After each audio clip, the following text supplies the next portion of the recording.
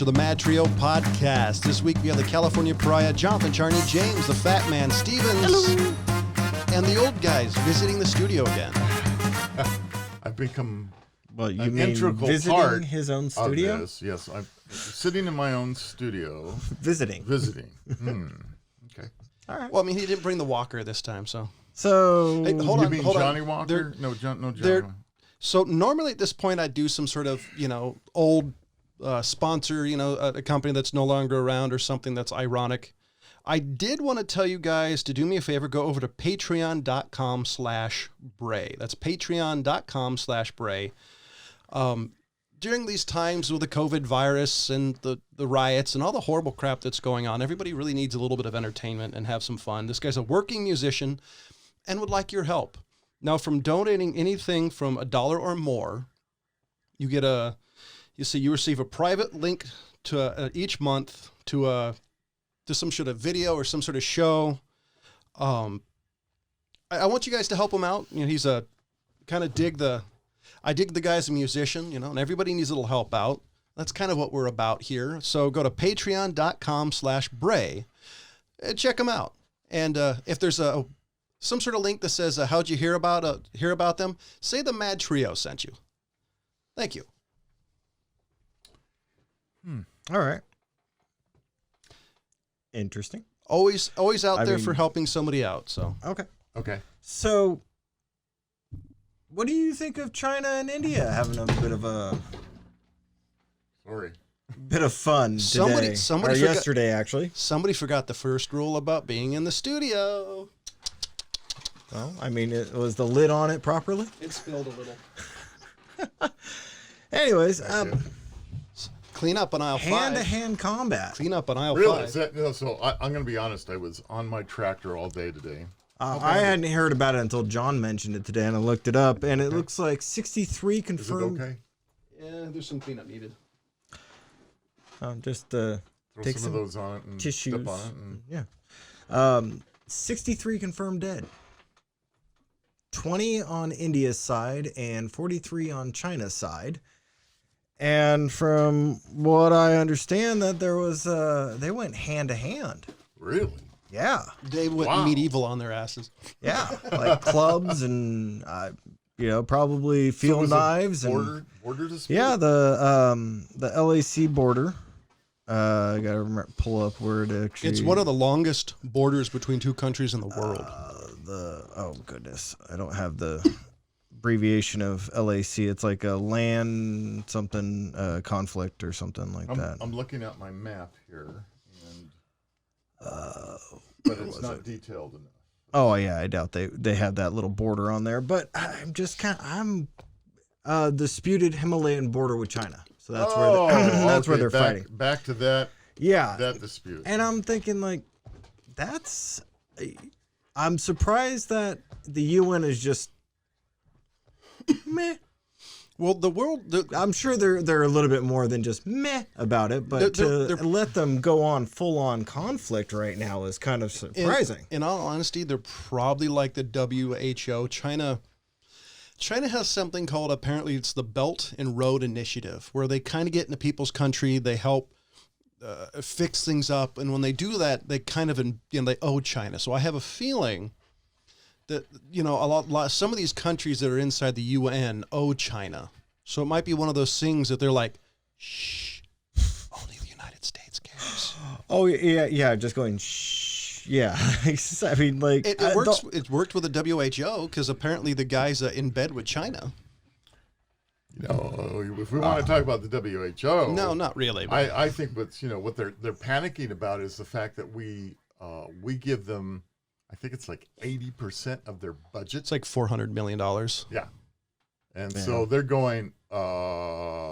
Apparently- we won't exist if America pulls out. I've heard a number of countries saying we'll make up for it. Like I think Great Britain promised $80 million. Right. I mean, if Trump threatened everybody to pay their NATO bill, I mean, let's be honest. Yeah. Well, I still am pretty much in that boat of that we need to be out of the UN, but See, I seem to be the minority on that. The only reason why I would say I think you are is because the UN is ineffective as it is a world body that I think we need to be in. I think the WHO, honestly, I don't think it's as important, especially considering they're not hammering, China like they should be because of the COVID. Because if it happened in the United States and we did the same thing, they would. Let's be honest. I mean, Sorry. LAC, line of actual control, is what the LAC stands for. Okay. Sorry, it was bugging me. I had No, I'm glad you I had to look it up because I didn't Yeah. know either. Yeah, I don't think a lot of people actually understood what that was. But yeah, so I mean, as Rob said, it's an old ass dispute. Not as old as the Middle East. No, but still, it's been going on forever. But yeah, I'm just kind of baffled that they actually. So Abel was a teenager when the fight started? No. We're talking about later on, not the Middle East conflict. No, I was going to say the China conflict started when Cain was a teenager. Not quite as old, but Pretty sure Cain and Abel were the initial of the Middle Eastern crisis. Really, huh? Speaking of, it's the wrong part of the world. So, how about this? Statue of Christopher Columbus and Queen Isabella to be removed from California Capitol. Christopher Columbus, let's be honest, that was just a matter of time. I mean, they're renaming everything to do with him. I mean, that was kind of on the wall. The one that surprised me is they're removing Sutter and Jefferson. An Oregon high school or an Oregon school removed the statue of one of the founding fathers in front of it. Part of it because he was anti-slavery, but he had slaves, and I think he knocked some of his slaves up. You're talking about Jefferson. Yeah. Jefferson. So that's what I said. So I don't know. I mean, some of these statues I've heard are from, they're not from the, a little bit past the era those people were living in. Some of the stuff is from the 20th century. So a lot of the people I've read online, their comment was, well, I mean, it's from the modern era. Who really cares? Yada, yada. I mean, like some of the stuff in the South when Confederate soldiers, I mean, Ryan was right. Some of that's actually from the 60s. Because of the civil rights. Older than that, but it's around that era. It's the era of civil rights that. My only comment on this one. It's California. Why did it take so long? But I mean, that's kind of where I'm at on it because, as far as I'm concerned, at this point in time, this has been going on. And I would even throw it way back to the 60s, not that way back, but, that they've been chipping away at little things like this. So they do little removals here, little removals there, and eventually it's going to get that whole thing wiped out. Now, necessarily do I think that Christopher Columbus and Jefferson, and I'll even throw in Jackson, Stonewall Jackson, guys like that, do those guys necessarily need to be removed? Not necessarily. They're a point of our history. I think that we should all learn history and learn from history. I don't think it all needs to be wiped away. But I do have a question. On top of that, I think that it's going to happen regardless because as a society, we've been doing it over and over and over again. And at this point, I'm not surprised. Do I really care? At this point, my give a damn is broken on it. Well, I don't remember a point in our history that we were so reticent to do this. I mean, I know historical revisionism has always been a thing. I mean, it was the thing if you take a look at God, what's his name? Hugh O'Brien was in the TV show. Just about him in the 60s and 50s. Wyatt Earp. Oh. The Wyatt Earp is a great actual... Wyatt Earp is a great example of it. The dude in real life apparently was a real piece of work. But if you see all the stories about him, they turned him into a hero. So larger than life. So the issue I have with it is, especially when it comes to like Jefferson, even Sutter or Columbus, is how much does the history outweigh their sins? Because we live in a modern society that has done like the kind of we live in a society that doesn't forgive. If you did something 30 years ago in a sketch and it was okay then, but it's not now. You're being persecuted for something that you did 30 years ago. Yeah. And this is like the anti-Christian message. I mean, this is it's like we've gone to the opposite side. And that's the thing I don't understand is, when do we say, okay, that was then, we need to be better? And this is something I've always been for, is like, I want to keep these statues up. So here's my problem. If we don't learn from history, we are doomed to repeat it. Yes. One of the things ISIS did when they were taking over areas was destroying religious and other structures, statues, whatever it may be. Anything from antiquity. And pretty much. And, somebody's going to jump on this and, oh, my God, you can't compare ISIS to what we're doing in the United States right now. But the reason I bring this up is, why don't we take the statues, whatever they may be, and put a bronze plaque on it that says, we don't agree that this person did what this person supposedly said they've done. History is saying he may not have done it properly or correctly or whatever it may be. Let's learn from history. Instead of completely destroying it, let's change up the narrative of it and educate people. Now, in the South, there are numerous statues of Stonewall Jackson, Jefferson Davis, all of this. And I think instead of just tearing them down and destroying them and sandblasting them, I think the thing to do would be to let's make it educational. Let's say why, why were they bad? Why was there a problem with it? That type of thing. That's the way I would go with it. By the way, if y'all have listened to any of our previous shows, and we've talked about this, now you kind of understand where I got it. I'm a little bit more extreme than the old guy, being in the fact that I don't think history's not comfortable. If you look into it, it's the mud, the blood, and the mire. Real history is gross. And this is one of the reasons why my extreme example was, I want us to fly a Nazi flag, because every time you see it, I want you to get pissed off. So you remember, okay, these people, this is what these people did. We need to be better. And that's 100% what I'm about. I like reminders of all the things that are fucked up, all the things in history that make you get pissed off. So you go, okay, we have to be better. And especially when you live in the first world, where now little things are becoming the point of contention. And I think that's the issue we have. We don't have reminders of our past going, okay, this is Sutter. He did this, this, and this, and this. We need to do better. We need those reminders because we as people, we have a tendency to forget where we've been.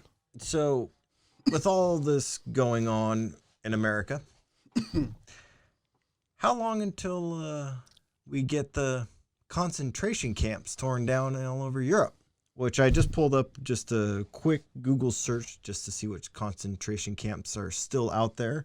Besides Auschwitz, Poland, which a lot of people know, which is in Poland. Poland basically said it'll never be torn down ever. But Germany still has one that that is still able to be visited and remembered. That's Arpitsdorf. The Netherlands has Amersfoort and Gersony, which I'm not exactly sure where that is, but they still have Alderney. And that's 4 concentration camps, which there was actual trials that these Germans, Nazis, were put on trial for, that verified everything that they did in these concentration camps. And these are some of the biggest atrocities ever recorded in history. And those haven't been torn down, and I don't hear people calling for them to be torn down. So, it's things like that when we look at it, that was one of the worst atrocities in history. I think it comes down to... drawing a blank, but who was the general that said we need to record all this before history says we don't? Spielberg? No. Because that was one of the reasons he started recording victims of the... You said Spielberg. Yeah. Spielberg wasn't alive then. Oh. So say because this is one There of the was reasons. it was either the president. Was it our president at the time, or was it a general? I'm trying to remember. He said that we need to record. Or was it Churchill? Was it Churchill? You're Anyway, asking, it was one of those guys. One of our I wasn't big there. guys. I'm looking at you like you were, and you're not telling me. I feel like I was there, but I he wasn't said there. that we need to record all this before we have people coming along and saying it didn't happen. One of the reasons I think it comes down to the old saying that I've heard is Americans, what was it? Europeans think 100 miles is a long distance and Americans think 100 years is a long time. It comes back to the fact that Europe has a lot of history. There's a lot of depth there. So I'd like to believe the leaders and the people there realize that history needs to stay, the good, the bad, and the ugly, versus America has always been kind of forgetful of its crimes. And that's just one of the reasons why I think it's weird in this generation that we go from idolizing the people, forgetting their sins, to forgetting what they did and remembering their sins. And I don't understand it. I mean, maybe because of the fact that I'm not a teenager and I'm not in my early 20s. I'm a guy who lived a few turns around the earth more than a lot of people that I've seen commenting on this. It's the only thing I could think it is, because this is one of the reasons I like the uncomfortability. Because if something makes you uncomfortable, it's going to make you think. Okay, you see that Confederate battle flag flying. What does it make you feel? Okay, why does it make me feel that? Yeah, it's a conversation starter that I could have with my son. My dad had with me. Instead, all these people want to stick their heads in the sand, sing Kumbaya, and think this world is a really friendly place, which I hate to tell you people, this world's not as friendly outside of the United States as you think it is. There's plenty of fucked up people who want to kill you because you're gay, because you're transsexual, because your hair's fucking green. yeah. And I am a little tired of people thinking America is evil. Don't get me wrong. America has done evil things. We're not innocent of things. But you need to realize that on the scheme of things, we have the First Amendment, which, by the way, almost nobody in the world has a guaranteed right to protest. We have a Second Amendment, guaranteed to bear arms. If you look at the Constitution, we're guaranteed things that very few people around the world have the legal means to do. People in Hong Kong were getting murdered because of this. Yeah. My grandfather and his parents came here because they wanted fucking freedom. And so this babbling bullshit that you people keep crying about. If you want to make a difference, fucking vote. Fucking marks. It just pisses me off. I mean, a lot of these people don't have any concept of history, and I've spent my life loving history. Oh, America's evil. Compared to what? Look what Germany did. They killed 6 million people, homosexuals, people who disagreed with them politically, handicapped, Jews, Christians, anybody that wasn't the Aryan race almost. Well, no. By comparison, the United States has not become evil yet. Can it? Very easily. Yeah, but without people voting and keeping this is one of the reasons that the Founding Fathers created the system to check and balances. Because in theory, if everything is done the way it should be, it would never happen here. Because as soon as it started happening, people would rally against it. One of the reasons why the Black Lives Matter movement came up is because they saw stuff that came up and they disagreed with. One of the reasons Malcolm X and Martin Luther King came up in the 60s is they saw stuff that they disagreed with. This is the way the system is designed so people can go, hey, we need change. Yeah, but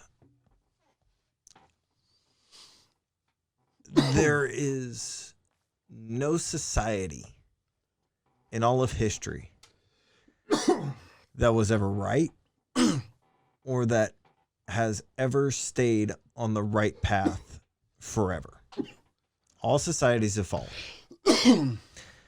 Will the United States of America's society fall at some point? I believe so, yes. It's a matter of time. History has proven that. So, as far as I'm concerned, United States isn't always going to get it right. We won't always get it right.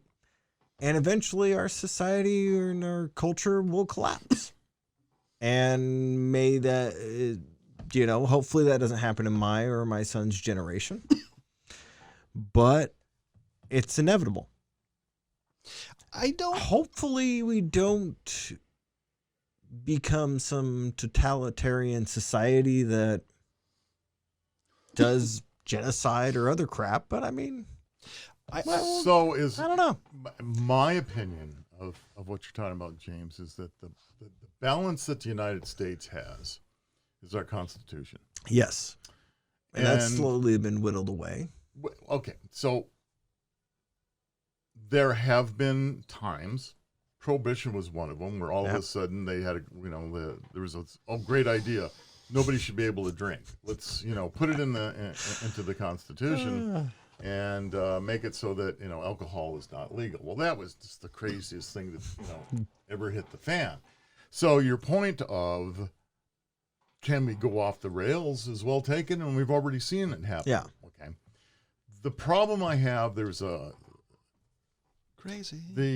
Supreme Court came out yesterday with some good news, some bad news, depending on where you are. But one of the things that really bothered me that's happening, and Kavanaugh came out and said it, along with Kennedy, I believe. The Supreme Court has decided to sidetrack cases that are trying to come before them that have to do with the Second Amendment. They are choosing to leave them, let's not hear them. No, let's leave them in the lower courts. And the lower courts of, particularly the Ninth Circuit, has proven to be as whacked out as you can get, And we, there were more than 10 cases that were going to go in front of the Supreme Court having to do with the Second Amendment. And the majority, I think it was a 3-5 vote. I mean, is that right? I think that's right. To just not so much a vote, just that we're just not going to hear them. So So I guess my point was, we have the Constitution helps us, keep us in check. However, if you have a body on the Supreme Court of the justices that are deciding, in one of the cases in front of them is 10 years old. Jeez. They have been refusing to hear it for 10 years. Wow. So it isn't the end all that everybody thinks it is. We have a problem with the Supreme Court is in that they have the right to hear what they want to hear and not hear what they don't want to hear. I've heard it compared to something, and I don't mean to cut you off, but I think it's important, is the fact that they're saying, I heard somebody today say something that interesting about this. They said the reason they're doing that is because they think that the legislature is forcing the Supreme Court to act like de facto legislators. Instead of them passing laws and doing the right thing, they're forcing them to do it. And so their comment was that's the reason why they're bypassing some of it, is because they realize that's not their job and they don't want to be forced to do. So I wouldn't argue with that, except that when you have a situation like the state of California, where you have both houses and the governor all on one side, you don't get any balance. You could do whatever you want to do, and that's what's happening here in the state of California, and there's the problem.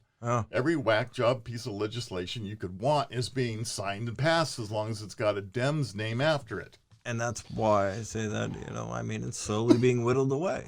And that's the beginning of the end. It doesn't necessarily mean that we're going to see the end of American society within 50, 100 years. This doesn't necessarily have to be Nero. It's been going on for a while already. Well, I don't think this has to be, Nero fiddling as Rome burns. I mean, I think the thing is the fact that I once heard described when you have immigrants, and this is what I've heard. So if you're angry at me at this, find the guy who told me this and yell at them. Was the fact that when immigrants first get here, they work really hard for their kids, and their kids kind of work hard. And then when their kids have kids, they're just like everybody else. They no longer work hard. They no longer really care. They have, and so I don't think I go with that full generalization. Well, I mean, it's but I understand what you're saying. I'm painting with kind of a broad brush because I don't think, because we've gotten in trouble before, specifically me trying to have small minutia details. I got threatened once for trying to have a small minutia conversation. I mean, if you ever listen to the show, we're pedantic as hell. That's the conversations we have, is minutia, pedantic conversations, because little things actually do matter to some degree. And so like the broad brushstroke with that is the fact that maybe after so many years, if you have people who don't care, or if you have politicians who have been politicians for 50, 60, 70 years, that they no longer, the reason why they're there is no longer to help the people, but to perpetuate what's keeping them there. And so you have, like Strom Thurmond, Nancy Pelosi. I don't know any of the Republicans who've been there forever. Forgive me. But you have these people that are there just to keep the system alive. And instead of... I think it's the other way around. And instead of actually realizing that they're in a better society. Now, they may believe, this is one of the reasons why I dislike AOC, but she deserves a hell of a lot of credit because she's at least, she's a younger person fighting for what she believes in. I mean, I think she's crazy, quite literally. But I give her credit for fighting against a system that didn't want her in it. And I think that's the issue, is the fact I think the system is rigged at this point. And it's rigged for a bunch of people who don't really care. I mean, our American Congress can do a lot of things that we can't. And but this is one of the reasons I don't think it's the end of America. I think we as a country can do better because we do have a system that's designed to strive. I think what we have to do, and I have a certain worldview, and you who listening have a certain worldview, and I have no doubt it's probably different than mine, but we have to vote. We have to play within the system if you want to change it. Yes, it may take forever. If you take a look at some of the civil rights thing, it's been a battle for a long time. Gay rights, for example. If you ever watched Bewitched, the guy who played Samantha's cousin, I have not watched that show. Was gay, and he was known through Hollywood to be gay, but he couldn't come out. If you take a look now, the gay rights movement and time has helped everything. Now, the reason I bring that up is changes take time, especially in a country, especially with people. If you want positive change, you have to be willing to continue to move with it. You can't change fast. Fast changes end in disaster. If you don't believe me, look at the American Civil War. That was a fast change, and it ended in a bloody fight. Yeah. So all I'm saying is some fights are worth it. I mean, Martin Luther King once said that riots, if I remember correctly, riots are the voice of the oppressed. I mean, and by the way, I've seen that on the internet. I've quoted. No idea if it's actually true. Didn't have time to actually look it up. But Abraham Lincoln said you can't believe everything you find on the internet. This is true. Anyways. And Socrates said, I drink what? Those were his last words.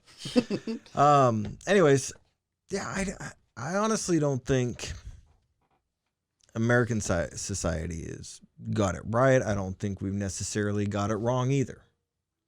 I think there's just a middle ground that we walk on, and it's a very, very thin walk that we do. But with everything going on in our country right now, obviously there's some changes that are going to be coming soon. So I don't know how they're going to look.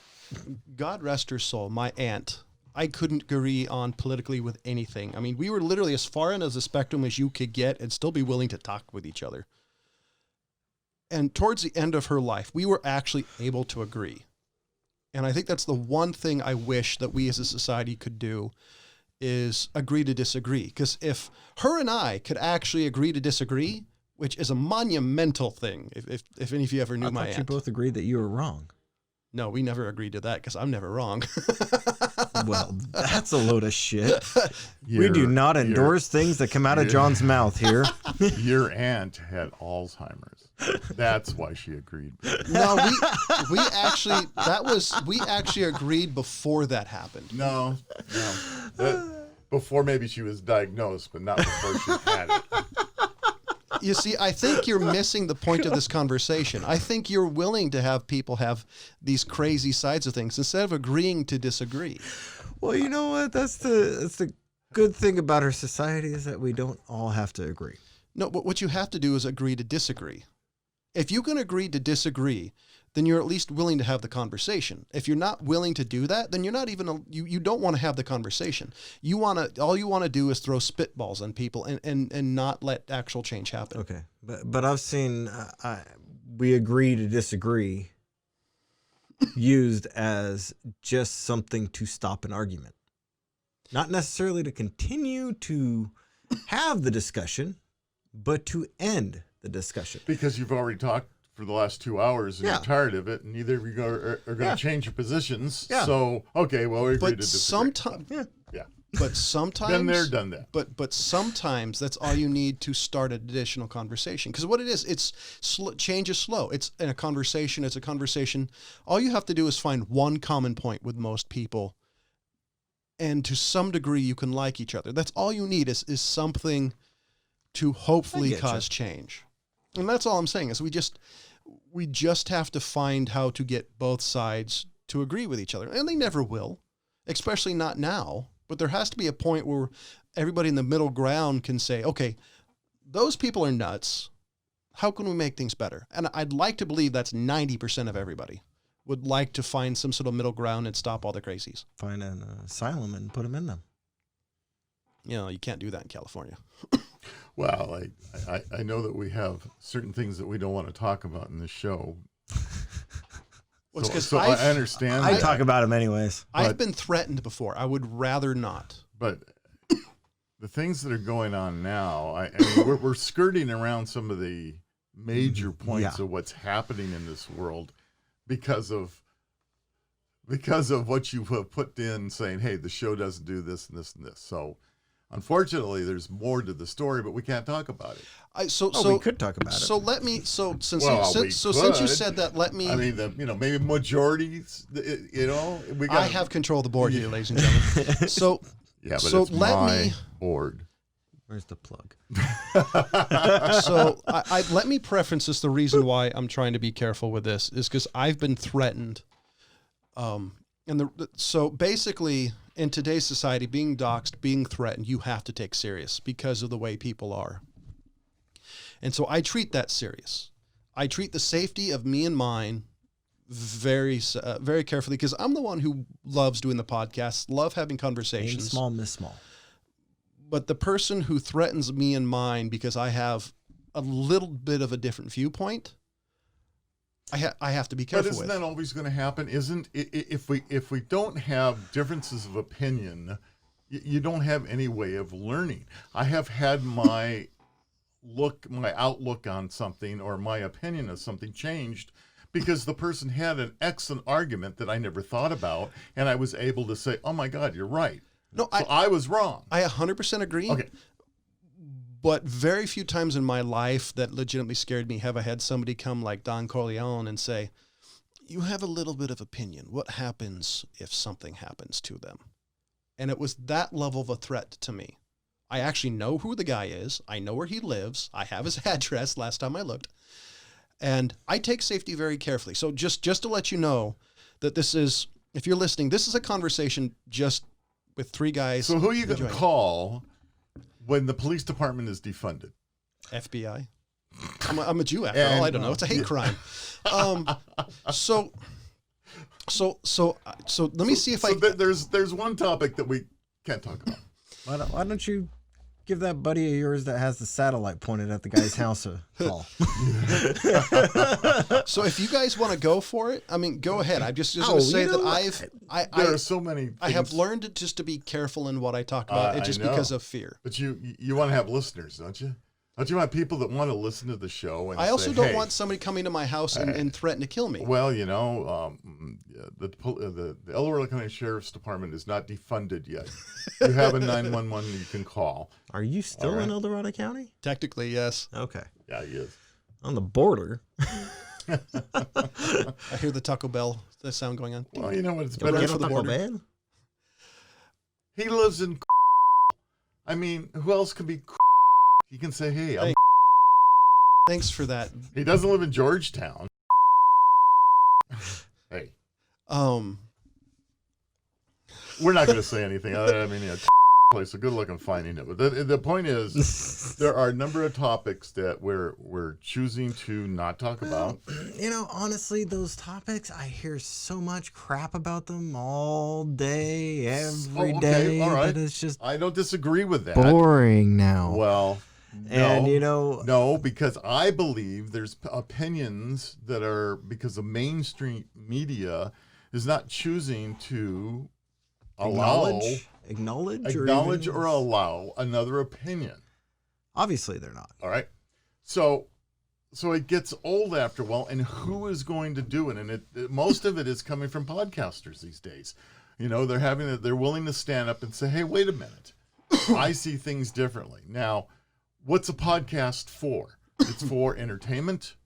It's for maybe learning something. It's maybe for instructions. It's maybe for ideas. It's maybe for, there's more podcasts out there now than there's ever been any kind of opinions on news, and everybody's got an opinion. So why can't, here's my opinion. I could tell you right now. One, I'm going to start off by saying I am sorry to see that there have been people that have died because of some problems within a police department or a sheriff's department, whatever it may be. Now, there is no doubt that, mistakes happen. You get bad people in law enforcement, just like you get bad people anywhere. and get rid of no-knock warrants. So, well, absolutely. I Fucking agree. crazy. I agree entirely. There's whole situations we have. But what I haven't heard along in this whole argument, and a good example was unfortunately the young man that died here just recently that took a taser away from one of the law enforcement officers and pointed, and he was shot dead. You know what the word is we don't hear? Is comply. Just do what the officers told you to do. You comply, you'll live another day. Here's so this is okay, hold on. I want to wait a second. I do want to add something to the conversation on that though, real quick, because I think it's important. Well, James has got an important opinion. Yeah. Fine, go. But I think No, apparently not. Go ahead. no, go. Nope, I'm done. Now you got him mad. Mea culpa. Go ahead. So the one thing I have heard is because the lack of trust. Yes. It's the old thing in the 1960s that they don't know if they're going to go back to the old hot lights and get nightsticked. You know what? I totally understand that. And, who am I as I don't know, Jews aren't really considered white guys, but I guess we are white guys. I mean, we're kind of that way. But anyway. I've kind of gone by the Ku Klux Klan thing. If they would kill me and so would the other people, I'm kind of in the middle. Yeah, it's whatever. But anyway, I am told that I can't understand their position because I haven't walked in their shoes. So there may be a point to that. Okay, I understand that. But isn't it better to comply today so that you can live tomorrow instead of fighting the law enforcement officers there, where you've increased your chances of possibly dying 100-fold? How about you don't point a barrel at a cop?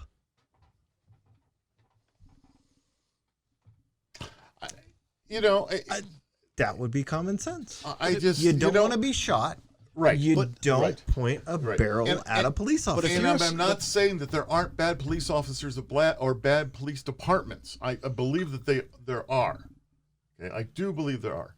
But with that said, at the same time, I think, if I want to live tomorrow, today I comply. Yeah. But the only thing is, I have no idea if this is true, but this is what I've heard on the last couple of weeks. Is if you're so afraid if your fight or flight mechanism kicks in because you're afraid of the white officer doing something, there's that fear of I've got to do something. So how about not being So- drunk at the wheel, completely passed out at the drive-through in your fast food where you're going to fast food? How about just doing something correct? You know you're not supposed to drink and drive. So You certainly want to drink to the point where you're unconscious, right? So you've done something wrong. You know you've done something wrong. I can't believe that he didn't know that. So there was right before the LA riots happened. I know you know, and I know John knows, but maybe some of our listeners don't know. There was boiling over gang violence between the Bloods and the Crips all over LA County. And it wasn't just a war between the Bloods and Crips. The LAPD was involved. And there was hit orders on LAPD officers. Now, there was a story that may not have made it outside of LA County at the time, because this was back when they printed newspapers.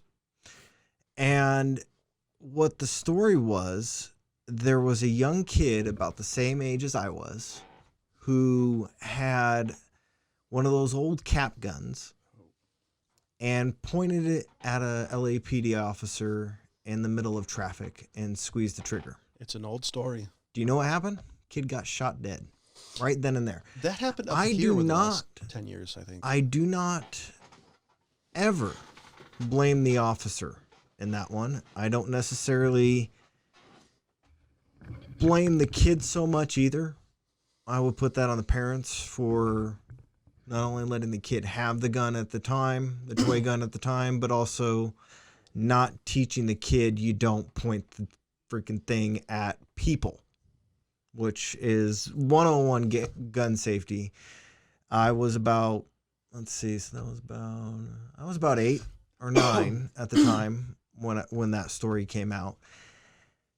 That's the same thing going on right now. You have protesters all over the country, a lot of them upset at police officers, a lot of them trying to take violence out on police officers. So you have high tension with officers and people. So if you are dealing with somebody who's being uncompliant, completely uncompliant, and not only that, but being aggressive towards the officers, I cannot say that the officer acted irresponsibly. I would just say that, I think that there could have been another solution. I wasn't there. I was not in his shoes. I can't say. There was a lot that I'm sure happened in that moment. But, as Rob said multiple times, compliance goes in a long, long way with officers. And if they are pulling their guns on you, you get your ass on the ground. I That's all there is to it. Well, I think specifically for like the LAPD, LAPD has a very weird history with the African American community. Let's not even forget the Latin community that they deal with as well. They've got a And the colorful Asian history there community. too. And Right. the Asian. So what, community and- so I guess the question is, how do they do that? Now, if anybody's a fan of old TV shows, there's a TV show called Dragnet. It was the most pro-cop show there's ever been. But it did have an interesting message, if you pay attention to it, was the message that the cops were there to serve. They weren't there to pass judgment. They were enforcing the laws that were there. They weren't the judge, jury, and executioner. And I think part of that is the fact that I would like to believe that the cops have gotten away from that to some degree, the bad cops, but also the community, because of past sins, they don't see what the cops' true mission is. But I don't know how. I guess the question is, how do you, all the communities that have issues with cops, how do you get them to actually be neighborly? Now, is it Camden? There's a place that actually kind of so-called defunded the police. Basically what they did, they fired all the cops, hired them back, and they had old school community policing. A guy on the first day on the job had to go knock on all the doors in the neighborhood of the area he was serving, actually talk to him, say, "How's it going, Mrs. Smith? How's your little boy and girl?" So that was community-based policing. and changes that were more old school than new. Now, LAPD's problem is the fact LA is so huge. To quote Jack Webb, it's a police force on wheels. Yeah. Because there's so few people and who actually are on the police force versus so many people they've got to help. Yeah. So, I mean, how do you do that? How do you do that for New York, Chicago, all these... any of those big cities, it's an impossible job. Now, there is somebody on my local radio show that I listened to, somebody had an interesting point, this guy was a police chief, and he said, let us do cop things, and that's it. If there's somebody with mental health, make a mental health force.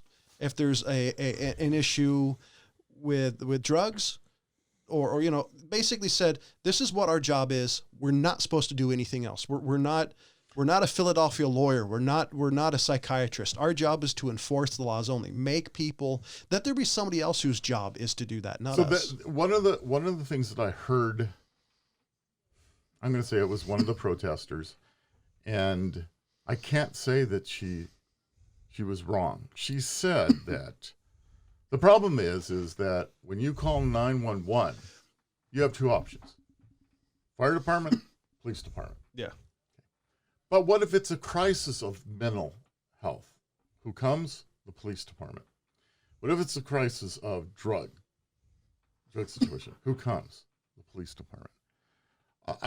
And the police are a blunt tool. And so in that she respect. had a point. Yeah. So if you're calling 911 and you know that you have a relative that's having a mental issue at the time, how about being able to talk to a mental health professional over the phone on how to deal with the problem? And so not a bad idea. Now, I don't know if it's going to work or not until you get a certain amount of tries, I guess we should say. You would have but it's an interesting idea. Or you'd have to bring back the men in white coats. Maybe not to the degree they used to be, but have somebody whose job is there is to show up and say, I'm here to help. How can I help you? Yeah, she definitely does have a point. Mm-hmm. And that is the problem I've heard through everybody that isn't just angry, is what John said, is that we're using our law enforcement. I don't want to just say police department, because I think we should include the CHP, Ohio Patrol. If we're going to throw it completely right. of law enforcement, Ohio Patrol, local sheriff, and police departments, we're using those three as blunt tools. You got somebody running down the freeway, screaming his head off. Who shows up? The CHP. Are they necessarily there to do anything other than arrest the guy and detain him, when probably he's either really high on drugs, has mental issues, or just needs somebody to talk to? What can they do?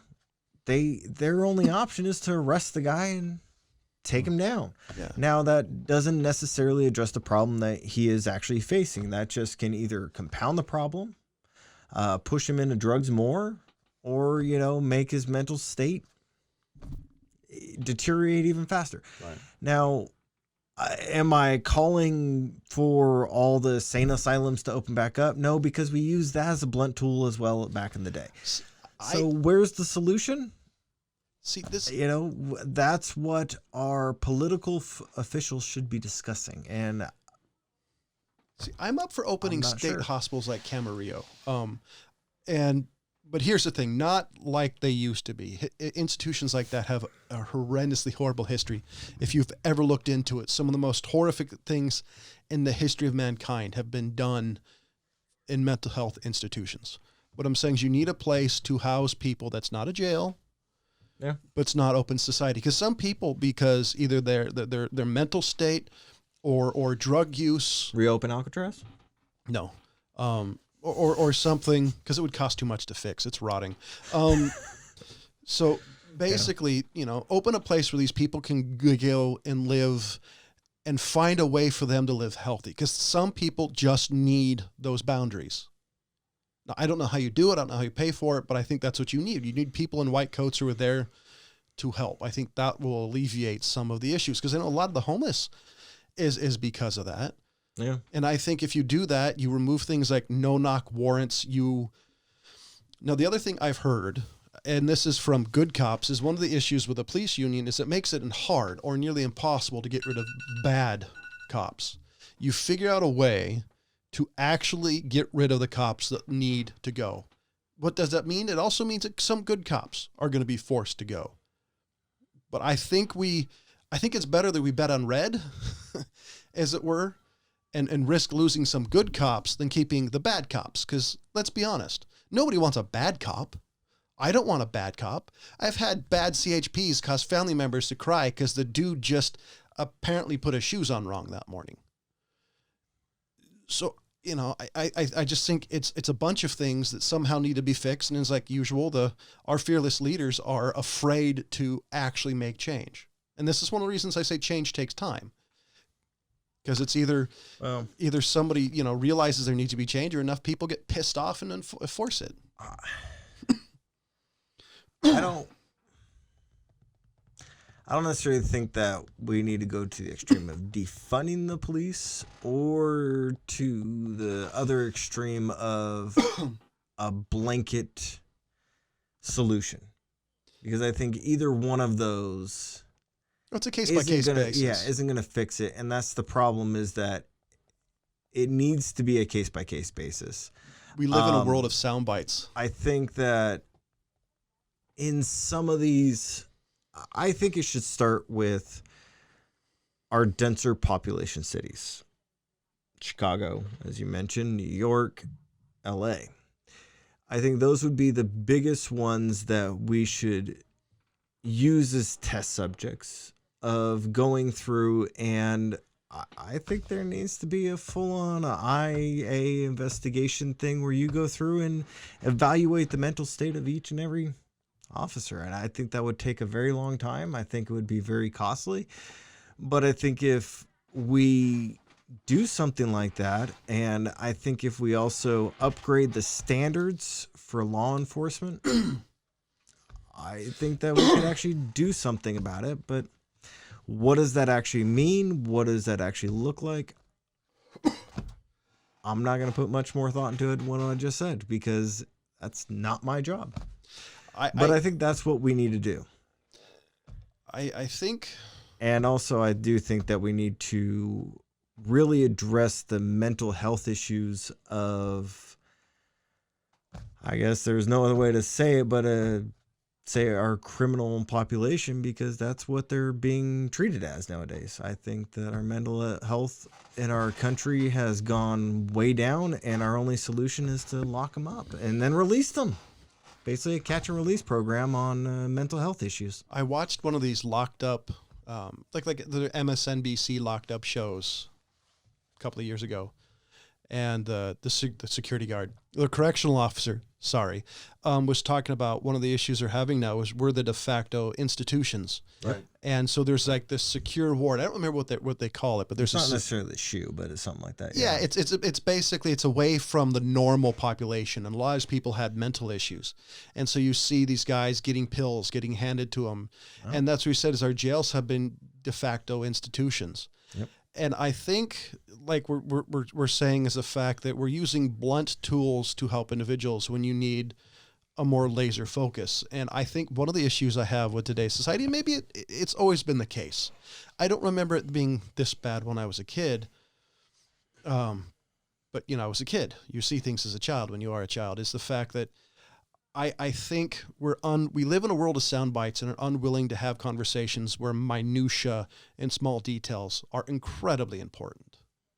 When you're dealing with people's lives, you need that. You can't say, oh, this is the only way to do it, or this is the only way to do it. Now, it works fine for conversations.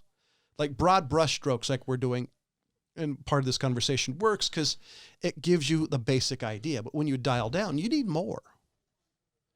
And I think James is 100% right. It has to be like a Chicago solution, and maybe the East Chicago solution and West Chicago solution. It has to be an individual solution, because nothing, everything is different. Yeah. Our rural community is completely different than the next rural community over. Yeah. Yeah. Even our local town, place I work at, I came into work one day, and one of the ladies comes up to me that I work with, and she's like, "Oh, so did you hear about this story that we had happen the other day?" And I'm like, "No." And there was a homeless man who fell asleep on one of the stair landings. Oof. With his penis hanging out of his pants. And she actually took a picture. I didn't really want to see the picture, but she showed it to me before I really understood what I'm looking at. And his penis was literally hanging out of his pants. By the way, that's a picture of something you don't want to see in the morning of somebody else's schwanz. So she called the local police department and said, we have a homeless man asleep on the landing, and he is exposed himself as he's asleep. He's completely passed out. And so the operator goes, can you describe him? Well, he's wearing black sweat shorts, T-shirt, and he has an uncircumcised penis. So what did the local constabulary do? The lady said, I can't say that over the radio. And so they showed up and woke him up and just told him to move on. Now, my thinking is, excuse me, but that's a sex offender. That guy should have been locked up and charged as a sex offender, because that's how it is in this society today. But apparently, the local police department is on we don't need to arrest this guy right now because of our governor. That we have to let these little tiny crimes like this just go. And now, necessarily, do I think the gentleman deserved to be locked up? Not necessarily, but as a guy, I know when my dick's out. Okay?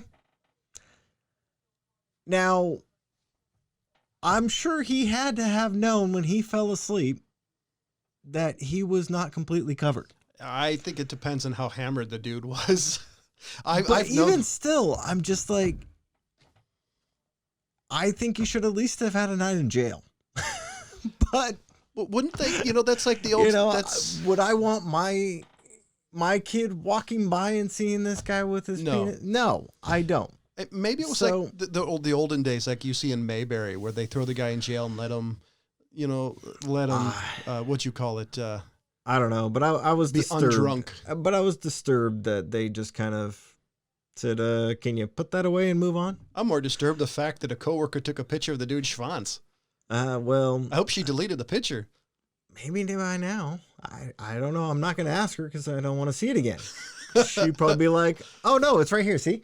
Oh dear God, she's one of those. Yes, she is. Look what I found. Yeah, she probably shared it on Facebook. She texted it to her friends. I know she did. Just kind of like without any warning, just kind of sent it to them. And by the way, hey, wait a second. What am I? No, thank you. By the way, I have a lot of screwed up friends. Thankfully, I'm not friends with anybody who would send me a schwanz in the mail. I mean, that's the last thing I want to see. Is I wake up in the morning and there's that in my. Well, this conversation sure took a weird turn. But that's kind of what I'm saying is that you got the police department just kind of having their hands tied not only in our state. What are they going to do with this guy? I think it's probably back to the mental health issue. That's sure, where I'm coming back to. And I'm sure that's partly what was going on there, and I'm they don't have the tools to deal with this guy. Well, they put gloves on.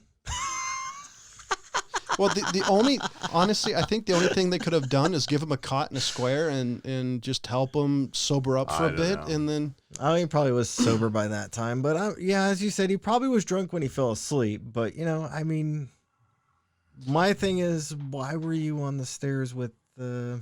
Yeah. Anyways, but this is the same but conversation. This is the society that we live in. This is even in our little county that we're in. We have these issues. We didn't used to have this many issues on this scale. I mean, we did have certain things that happened as I know as a teenager that we're like, oh, this guy's doing this again. Okay. All right. But this is the same conversation, but a different side of the coin. I mean, if we're having these little issues there, They're having them compounded. Yeah. So how do we solve that issue? You know, and I guess Rob is right. About we need to have these conversations, but it's a fact Can you that repeat that? no, it's recorded. That's He bad said enough. it once. That's good enough for me. Yeah. I'll put it on a loop back. But I'll be honest, if my previous conversations with people has me a little reticent because I've been threatened, and I know a lot of people saying, "Oh, it's on Facebook, it's on this." It's like, look, I take our safety serious, even if they may not necessarily take safety. Well, Ryan's ghetto adjacent. Nobody's gonna find where he lives. But so that's the other thing is I think.